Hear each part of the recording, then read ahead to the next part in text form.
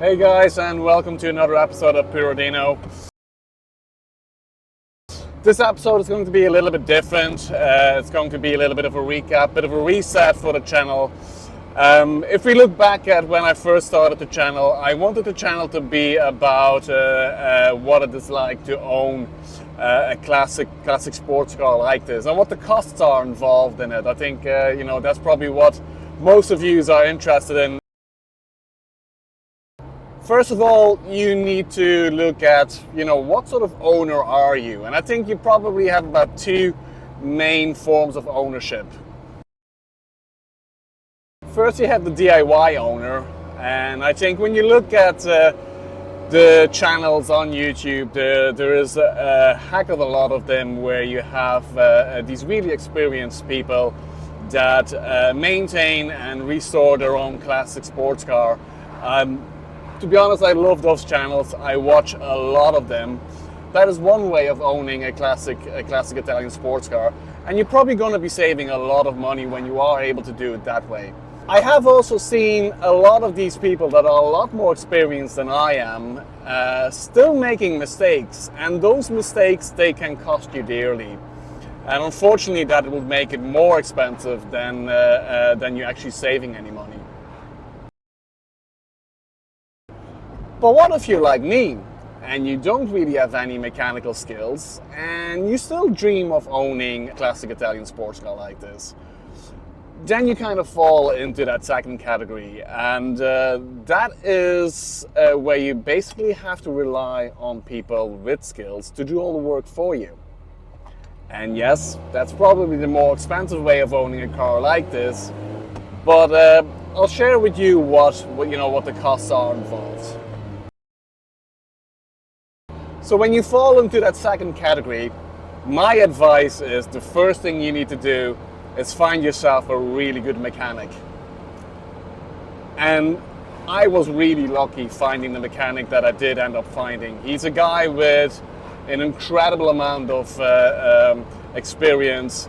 He has been a pit crew member at the 24 Hours of Le Mans, I think about 6 times. He's done the 24 Hours of Spa a couple of times as pit crew.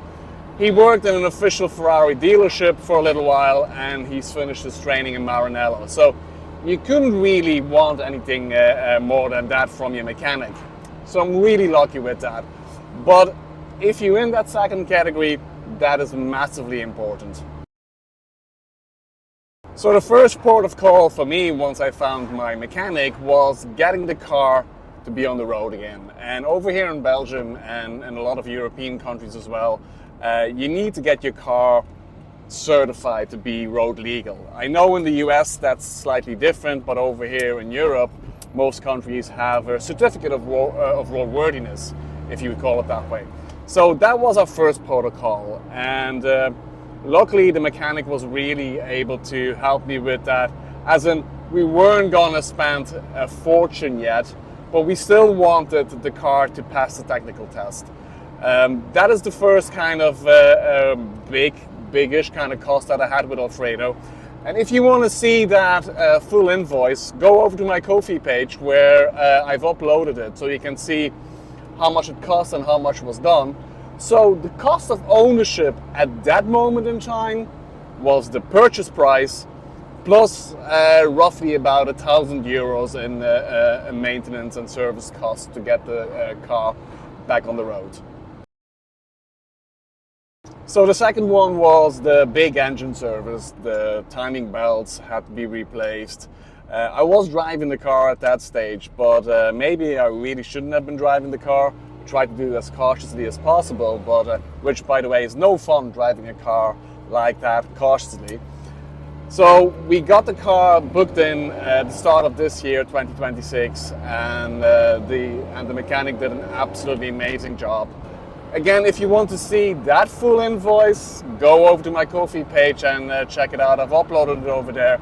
That's probably the one that most people are interested in, and gives you a good indication of what a big service on an engine like this, what it entails and how much it costs. So as you can see on my Ko-fi page, the cost of owning a car like this at that moment in time was the purchase cost The first service roughly about €1,000 and about €11,000 on a full engine service.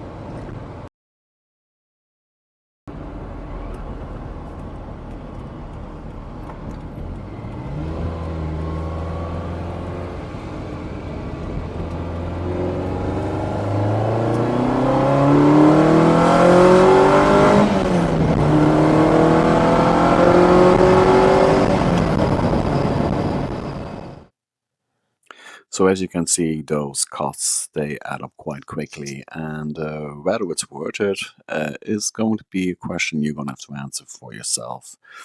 I can say that for me, currently, I would say yes. It's a dream that I've had for a very, very long time, owning a car like this. For me, particularly the Dino 308 GT4, and it's just pure happiness for me. I can say after I come home from work and I'm able to go for a drive, that's just pure therapy. That's just pure happiness for me. Yeah, so with a 52-year-old car, you're always going to have a to-do list. And the thing that I want to focus on next is a little bit of the interior that needs some urgent attention. The passenger seat and the driver's seat both started ripping in the seam where the vinyl and the cloth come together. It's something that apparently cannot be repaired with a leather repair kit, which I've looked into, but the cloth isn't really going to take. So it's again something that I have to look into getting craftsmen to help me with. And I think I have found a company that has done this sort of restoration before. So that will be the next chapter in Alfredo's journey. And if you want to be part of that, please feel free to visit my Ko-fi page and make a small little donation. As before, I will always share invoices so that you can see where your donations are going to. That's it for now, guys. I hope to see you in the next episode. And until then, ciao a tutti. See ya. Cheers. Bye.